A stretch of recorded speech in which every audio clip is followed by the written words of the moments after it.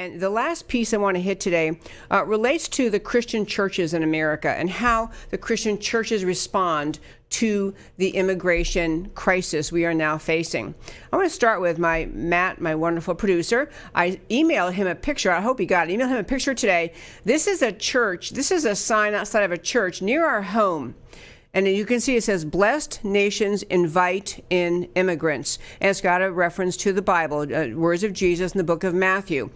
But they're saying basically, because we are wealthy, because we Americans are wealthy and we are a prosperous country, we simply must welcome immigrants. And to be clear, America does welcome immigrants. We are the most generous nation on earth welcoming immigrants. We welcome refugees. We care for refugees. We welcome those seeking asylum. We have been generous for decades and decades, and that is a good thing. And most Americans walking around who are citizens today, walking around this country, are the descendants of immigrants. But they are the descendants of legal immigrants, people whose forebears chose to come to this country and to follow whatever the law was to become legal citizens. Pretty much everyone we all know is a descendant of someone who came here as an immigrant, but again, as a legal immigrant, followed the laws. What the left is pushing is people flooding our borders, breaking into our, it's like breaking into your house, breaking into your home and demanding to be the owner, breaking into our country and demanding citizenship.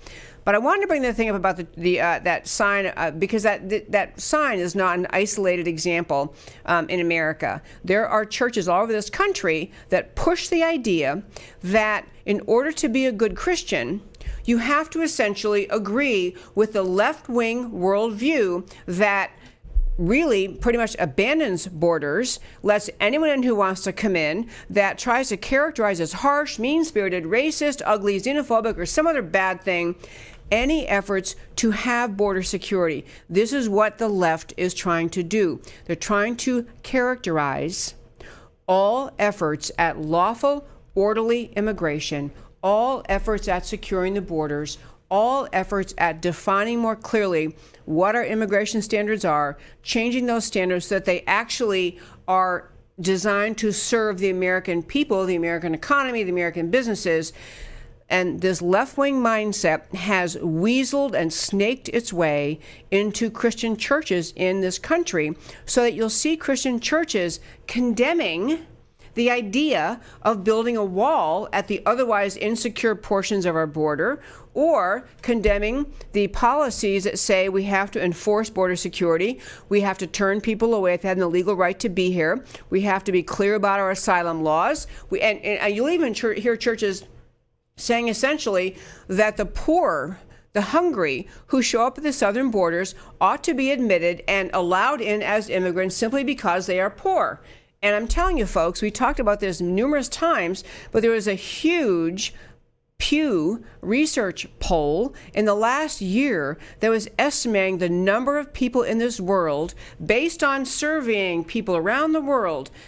How many of you would like to leave your country if you could, your home country, and how many of you would come to America if you could? This was an enormous research a poll done by Pew Research, and the number of people who in this world who would come to America, now I don't have the research in front of me, it's in the ballpark of like 200 million. Just think about that. We only have 320, 340 Americans, and that many people would come here. We can't, as a country, we can't be America and have that number of people come into this country simply because they want to, because of poverty, because our country would be overrun and we would become a poor country. But I want to hit some points that my friend Kelly Kohlberg, she wrote a piece, it's called 9 Things Jesus Might Do About Immigration. She's essentially taking some passages out of the Bible, and she's talking about how the radical left has manipulated the issue of immigration to make the argument that the only correct Christian worldview is a Christian worldview that lets anyone come here who wants to come, does not enforce borders, would not, turn away anyone who wants to come here, and that is somehow the Christian worldview. That's what that church sign was saying. So her article, in fact, I'm going to run out of time to run through it today, but is posted at our website, americacanwetalk.org. And she, Kelly Kohlberg, who happens to be a friend, but she's also the author, 9 Things Jesus Might Do About Immigration, she makes points about what does the Bible really say? And she makes points, for example, that some people in the Bible are urged to stand up for their homelands, to not simply run away when there's an invasion or a bad force takes over your country. That we don't just, the Bible's counsel is not just to encourage everyone to flee, but how about stand up for your homelands? You also have the Bible teaching the kind of protection of your fellow man that includes protecting them from crime. Here are some stats she ran. Because of open borders and legal loopholes, 94% of the heroin in the United States comes over our southern borders. It is not loving for Christians to encourage open borders when the open borders are bringing drugs that are killing people into our country. That's not Christian. 70,000 Americans died from drug overdoses in 2018. And again, 94% of the heroin come over our southern border. Our southern border has had jihadis, Islamic jihadists, MS-13 gang members into America, embedded in our American cities, protected by the sanctuary cities crowd. And they also have just the numbers in our current criminal justice system. We have our criminal justice system is wildly overrepresented, has a wild overrepresentation of people who entered America illegally. We have illegal immigrants filling our prisons, all sorts of numbers. We've been over in the show before, and I can't do them right now. But she runs through the whole idea that we need to be embracing the whole counsel of Scripture. We can't have the simple-minded mindset that says, because we are wealthy, because immigrants want to come here, the Christian answer is we all get to come here.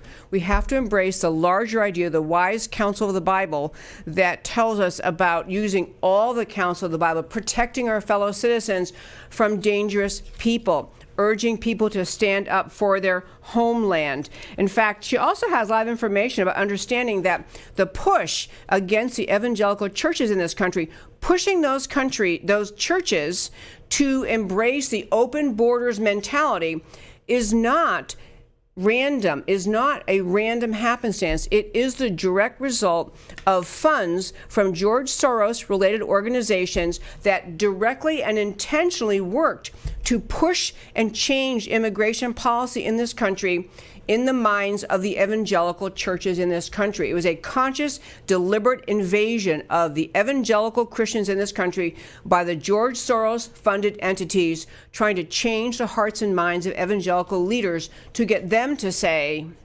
well, I guess to be a good Christian means you just got to let everybody in. You can't possibly be defending your country or your borders.